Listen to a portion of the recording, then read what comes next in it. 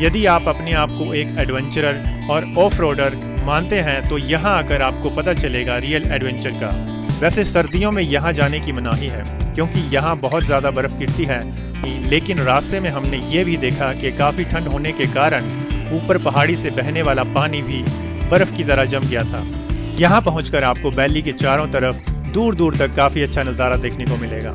आपको ये अंदाज़ा लगाना भी मुश्किल होगा कि इस रास्ते को पार करके आप एक खुली जगह में पहुंचेंगे जहां आप देखेंगे कि एक झील जो सर्दियों के कारण बर्फ़ की तरह जम चुकी है और उसके एक किनारे पर देव कमरूनाग जी का मंदिर बना हुआ है। हिमाचल प्रदेश में बहुत से देवी देवताओं का वास स्थान है, तभी तो हिमाचल को देवभूमि भी कहा जाता है। और इस देवभूमि में सबसे प्रसिद्ध नाम आता है देव कमरूनाग जी का, जिनके दर्शन करने का सौभाग्य मुझे प्राप्त हुआ। क्योंकि इनके मंदिर तक पैदल ट्रैकिंग करके पहुंचना तो कठिन है ही, लेकिन गाड़ी में भी आप उतनी आसानी से नहीं पहुंच पाएंगे। मंदिर तक पहुंचने वाली सड़क भी आपके ड्राइविंग स्किल्स का पूरा इम्तिहान लेगी। इसलिए जब कभी भी आप यहां जाएं तो अपनी गाड़ी की अच्छे से जांच करके जाएं, खासकर टायर्स और ब्रेक्स की, क्योंकि यहां जाने वाली सड़क में कब चढ़ाई आ जाए और कब उतराई पता ही नहीं चलता। ऊपर से कच्ची सड़क और पत्थर आपकी गाड़ी के सस्पेंशन को भी पूरा टेस्ट करते हैं। यदि आप अपने आप को एक एडवेंचरर और ऑफ रोडर मानते हैं तो यहाँ आकर आपको पता चलेगा रियल एडवेंचर का। अब आपको मैं बताता हूँ कि आप यहाँ तक कैसे पहुँच सकते हैं। इसके लिए आपको सबसे पहले हिमाचल प्रदेश के डिस्ट्रिक्ट मंडी तक पहुँचना पड़ेगा, जहाँ से आपको जाना पड़ेगा चैल चौक की तरफ। मंडी से चैल चौक तक की दूरी है लगभग 30 किलोमीटर। मेरी रिकमेंडेशन ये है कि आप यहाँ शाम तक चैल चौक तक पहुँचें और रात को यहीं स्टे कर लें, क्योंकि चैल चौक भी काफ़ी सुंदर जगह है और यहाँ पर भी आपको रहने के लिए काफ़ी होम स्टे और होटल मिल जाएंगे। हमने भी यहाँ रात को स्टे करके अगले दिन सुबह जल्दी ही अपना सफ़र शुरू किया और शाम तक वापस भी पहुँच गए। वैसे सर्दियों में यहाँ जाने की मनाही है क्योंकि यहाँ बहुत ज़्यादा बर्फ़ गिरती है, पर इस बार जनवरी मंथ तक भी बर्फ़ न गिरने के कारण ही हम यहाँ तक पहुँच पाए, क्योंकि बर्फ़बारी के दौरान सड़कों में बर्फ़ होने के कारण यहाँ पहुँच पाना बहुत ही मुश्किल होता है। वैसे बर्फ़ तो हमें इस बार मिली नहीं, लेकिन रास्ते में हमने ये भी देखा कि काफ़ी ठंड होने के कारण ऊपर पहाड़ी से बहने वाला पानी भी बर्फ़ की तरह जम गया था। तो आप खुद सोच सकते हैं कि यहाँ बर्फ़ गिरने के बाद का मंजर कैसा होता होगा।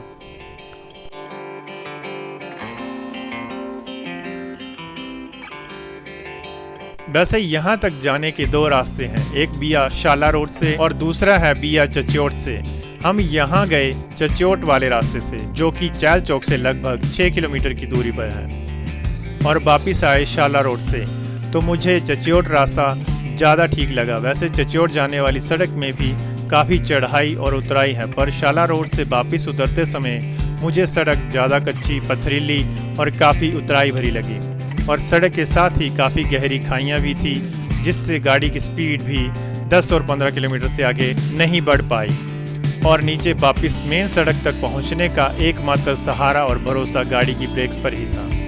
इसलिए मैंने आपको पहले ही बताया है कि यहाँ अपनी गाड़ी को अच्छे से जांच परख कर ही आएँ, क्योंकि रास्ता कई जगहों पर बहुत ज़्यादा वीरान है, जहाँ यदि आपको किसी भी तरह की मुश्किल आती है तो यहाँ हेल्प मिलने में काफ़ी समय लग जाएगा।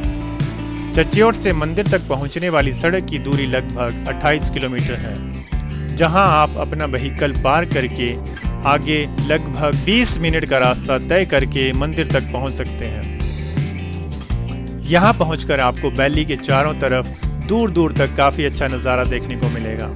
मंदिर को जाने वाले गेट के साथ लगे बोर्ड्स में मंदिर से जुड़ी इन्फॉर्मेशन के साथ साथ मंदिर कमेटी द्वारा मंदिर की गरिमा और पवित्रता को बनाए रखने वाले कुछ नियमों की जानकारी भी मिलेगी, जिन्हें ध्यान में रखकर ही आप यहाँ से आगे का सफ़र शुरू करें।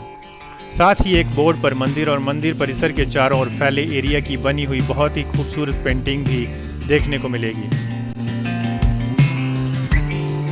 मंदिर तक पहुंचने वाला रास्ता पक्का होने के साथ ही अच्छी तरह से परिभाषित और साफ सुथरा है। आप अपने आप को यहाँ देवदार के घने ऊंचे पेड़ों से बने हुए जंगल से घिरा हुआ पाएंगे। जहाँ तक भी आपकी नज़र जाएगी वहाँ तक आपको देवदार के ऊंचे ऊंचे पेड़ ही नज़र आएंगे और रास्ता भी काफ़ी शांत लगेगा, जिससे रास्ते में चढ़ाई चढ़ते हुए आपको अपने दिल की धड़कनों तक की आवाज़ भी सुनाई देगी, जिससे आप अपने आप को एक अलग ही दुनिया में महसूस करेंगे।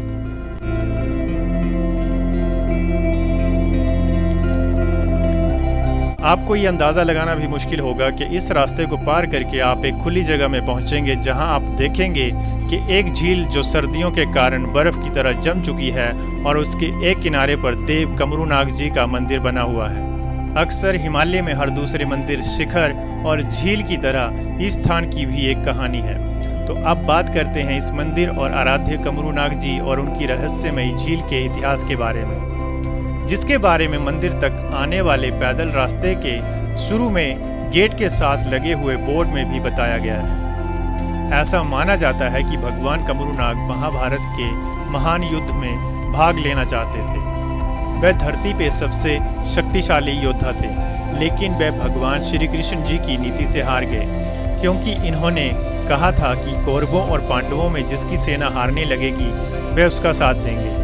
लेकिन भगवान श्री कृष्ण जी ये जानते थे कि इस तरह अगर इन्होंने कौरवों का साथ दिया तो पांडव जीत नहीं पाएंगे। श्री कृष्ण जी ने एक शर्त लगाकर इन्हें हरा दिया और बदले में इनका सिर मांग लिया। लेकिन कमरूनाग जी ने एक इच्छा जाहिर की, वे महाभारत का युद्ध देखेंगे। इसलिए श्री कृष्ण जी ने इनके कटे हुए सिर को हिमालय के ऊंचे शिखर पर पहुंचा दिया। लेकिन फिर भी जिस तरफ इनका सिर घूमता था वह सेना जीत की ओर बढ़ने लगती थी। तब श्री कृष्ण जी ने इनके सिर को पत्थर से बांधकर पांडवों की तरफ घुमा दिया। इन्हें पानी की कोई दिक्कत न हो, इसीलिए भीम ने यहाँ अपनी हथेली को गाड़कर ये झील बना दी। इस झील से जुड़ी मान्यता के बारे में बात करें तो कहा जाता है कि इस झील में सोना चांदी चढ़ाने से मन्नत भी पूरी होती है। यदि हमारे अंदर अपने इतिहास, संस्कृति और धर्म के प्रति आस्था और विश्वास गहरा होगा, तभी हम यहाँ की पवित्रता और शांति को महसूस कर पाएंगे। क्योंकि अगर हम इस जगह को सिर्फ एक टूरिस्ट डेस्टिनेशन की तरह लेंगे तो यहाँ आकर भी वो शांति और सुकून महसूस नहीं कर पाएंगे, जिसकी तलाश में हम अक्सर अपने धार्मिक स्थलों का रुख करते हैं। मुझे यहाँ पहुँचकर खुद ऐसे ही एहसास की अनुभूति हुई है, तो इस वीडियो के माध्यम से मैं अपना वही एहसास आपके साथ शेयर कर रहा हूँ।